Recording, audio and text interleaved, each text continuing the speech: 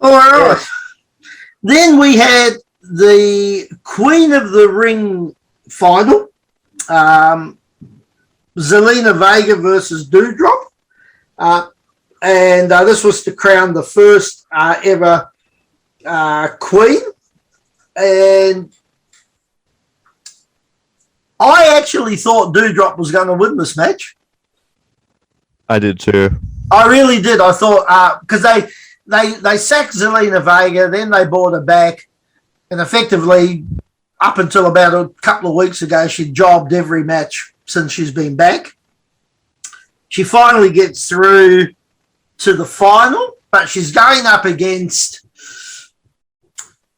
and I've got to be careful how I say this, but in my opinion, a genuine old school type woman wrestler from back in the day. And I'm not necessarily saying that Moolah or any of them down the track, but she's a really sort of big girl, but she's not a gimmick. She can actually work this Piper Niven or Niven Piper, whatever her name is. But she can work. She's a wrestler.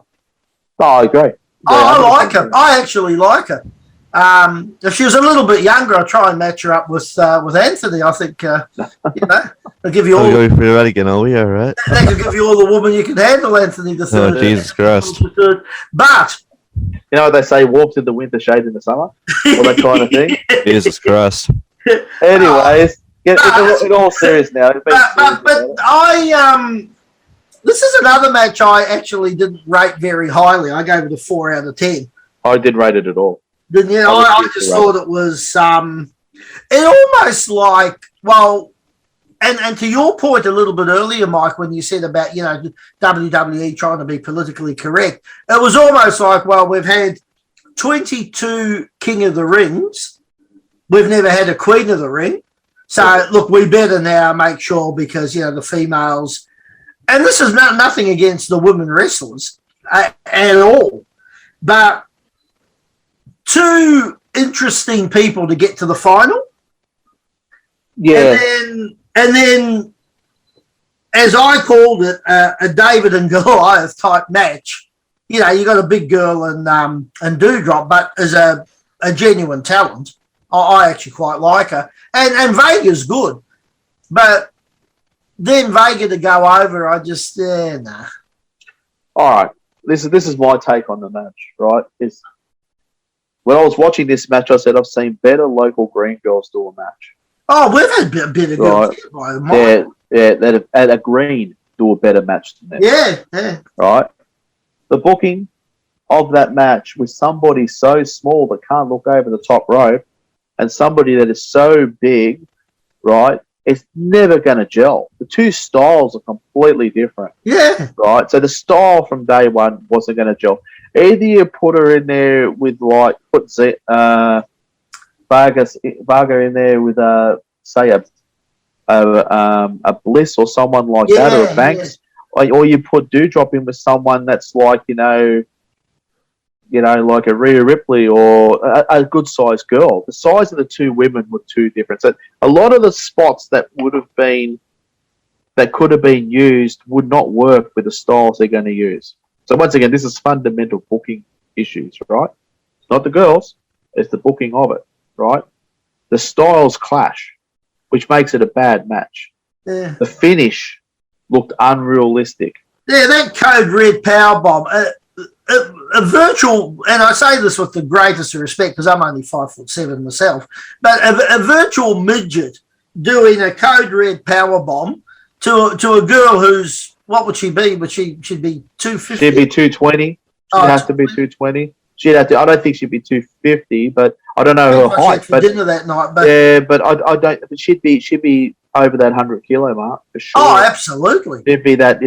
She'd be that maybe that 230, 235. You know what? Large girl. A match there is the semi-final and have Shayna Baszler and Shayna can work around that because Shayna's not relying on speed or big enough or strong enough and bad enough to. And that match was a good match. Yeah, so I think was a brilliant match. About, to be honest. Yeah, I agree. I don't know why they would have Well, don't forget there are a core of WWE stars who refuse on many grounds politically and whatnot not to go over there. Well, then don't do the final there. Do the final somewhere else. Well, they were probably maybe contractually obliged. You don't know. They make more money out of that one show than they do all their other pay-per-views put together. So, so maybe it could have been that. But then there's the other one. What's her name? The other really big girl who injures everybody. I've just gone blank from the relation to The Rock. Yeah. Oh, God, I've gone blank. Come on, Anthony. Nia Jax. Nia Jax, good boy. But someone like that, even like making a true heavyweight contest or something. But there was probably a handful of people you could have picked, and this is nothing against Vega. Vega can work, and if you put Vega against, say, Alexa Bliss, that could have been a brilliant match. Banks, Alexa Bliss, friggin' Lynch, any one of those girls. Oh, they were all tied up. They could have worked together beautifully in that match. Yeah. But that match would have been beautiful. Not necessarily either girl's fault. Just styles were class. Just lazy booking. Yeah. Didn't really think it through. Well, we're going to get to a point where you've got, and they always have this Rey Mysterio type figure. He's the biggest little man, and they love to see David always go over Goliath and that. But Rey's a freak. Rey's a freak. He's a freak in nature. Out of all the luchas that have come down the pipe, right? How many Rey Mysterios are there? Yeah, of course. That's what I'm saying. Even his own son. Yes, I mean Vega's no freak or although I'd like to try freaking with it. But anyway, well, but he'd be the best 10 seconds of my life. Oh, twice. And I have nothing against Vega. I actually think when she was managing, she was a brilliant character in the managing. She can clearly work. I mean, there's no disrespect to her working, but to put her against Doudrop, who's reasonably hot in that, I agree. In terms of momentum and whatnot, and or if you're into girls who wear Bridget Jones' diary panties or something, she'd be ideal for you. But it was never going to work, and it didn't. No, the styles were too different, and neither one. Booking.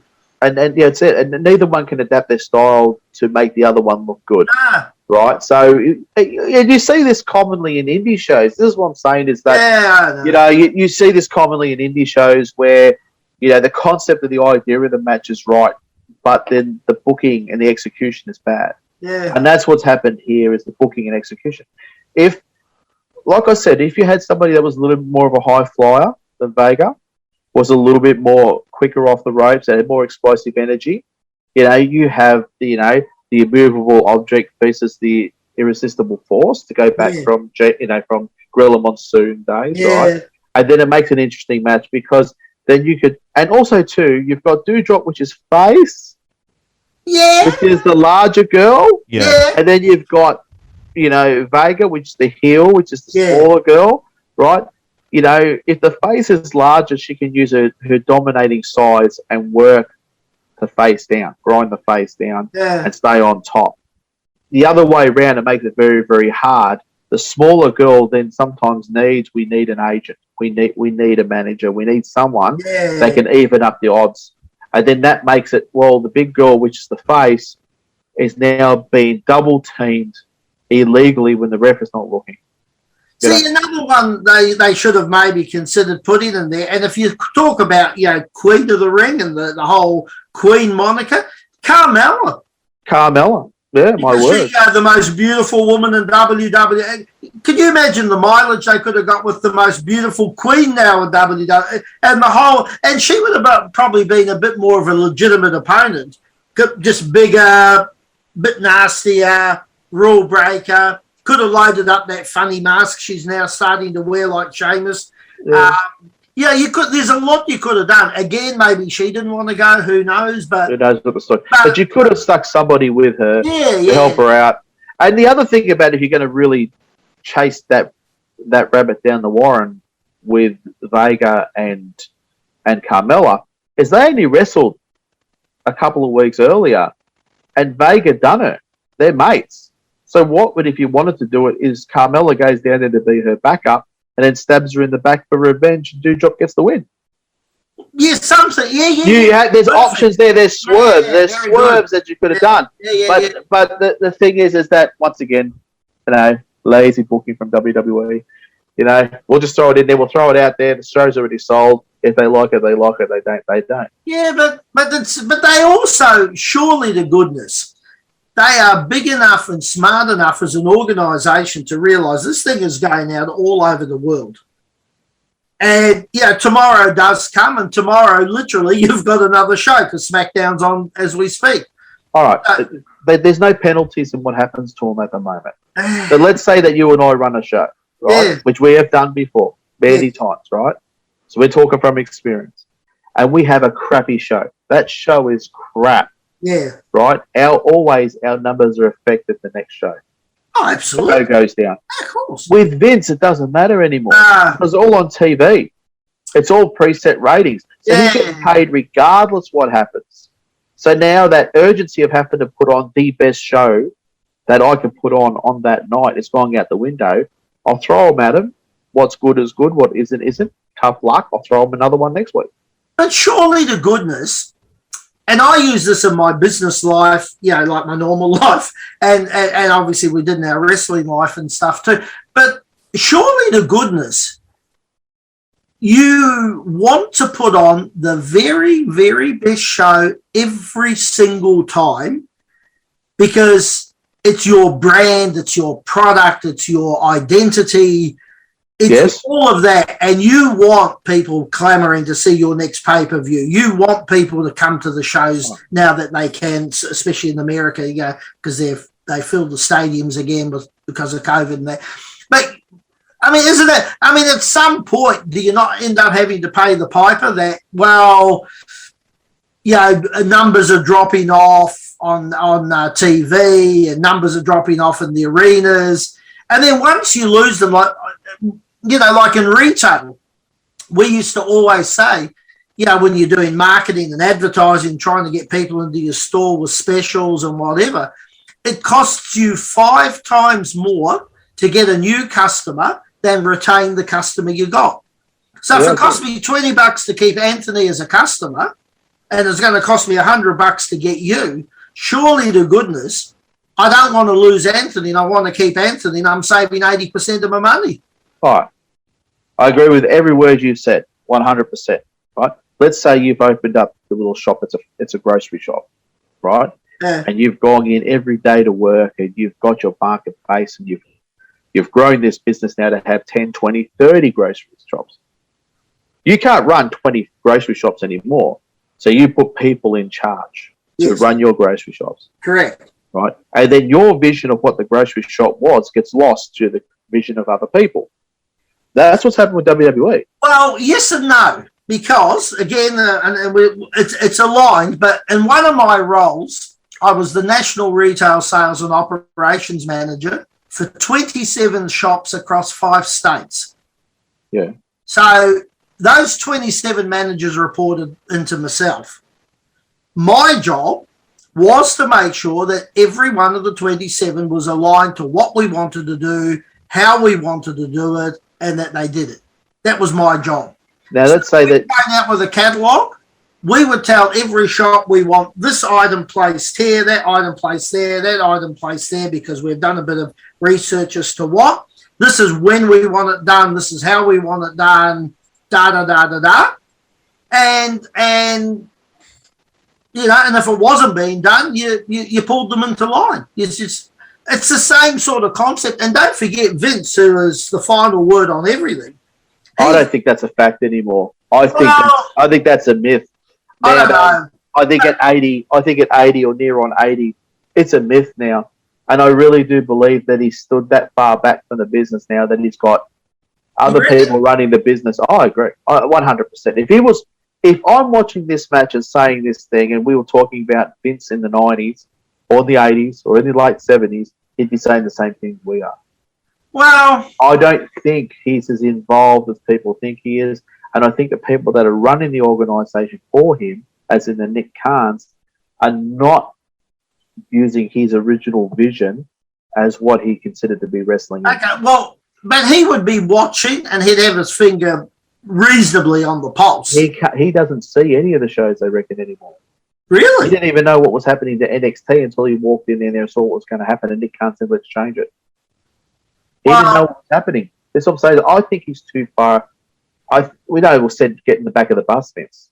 I think that Vince might be in the back of the bus by everything I'm hearing and not knowing really what's going on. And then he's still getting paid. So he doesn't know any different, right?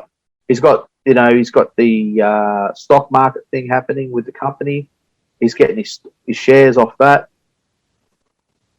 Fundamentally, there's something seriously wrong with WWE, as in who is running the joint.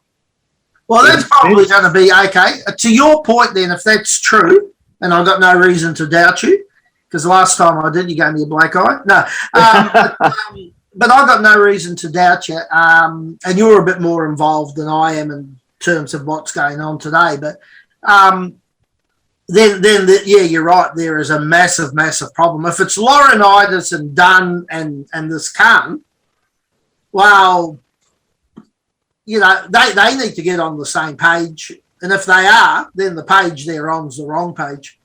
Well, why would you had a successful TV show in NXT, right? Yeah. With no name athletes. Yeah. Right? We're not talking they didn't do the ECW thing where they put named athletes to try and build the promotion up when they bought it and they restarted it. No name guys that were pulling good numbers. Yeah, they lost against AEW in the ratings war technically. They did lose there. But once again, it's a developmental show. It's not a main show. Yeah, it's a small arena, not in major arenas. Yeah, of course. So it's a completely different thing that you're going up against. So it wasn't apples for apples. No way. Then, because the ratings have dropped down, all of a sudden, Shawn Michaels, which like or hate the guy, right? He's a smart cookie to the wrestling business. Oh, yeah. Right? Triple H, like or hate the guy, smart cookie to the wrestling business. Yeah. Build a show from zero up to...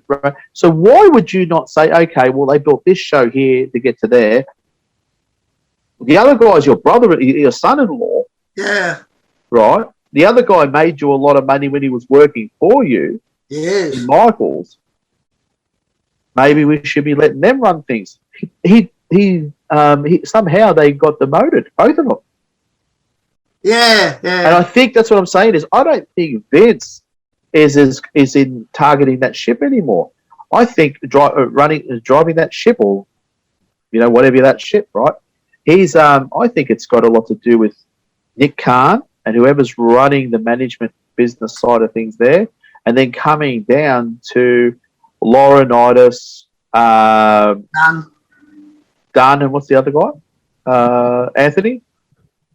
I love too. Yeah, Bruce Pritchard, right? And I think there's a lot going down there, and the vision is lost.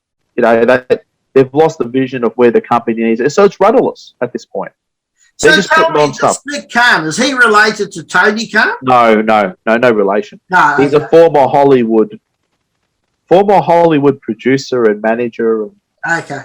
Yeah, so he's from Hollywood, and once again, wrestling is not Hollywood. Yeah. It's a completely different beast. Yeah. And that's a big problem with WWE as well, is that they're bringing in Hollywood writers to write ideas and concepts.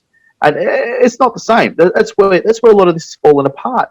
If I was magically put in charge of WWE tomorrow, I say, hey, you're running things, right?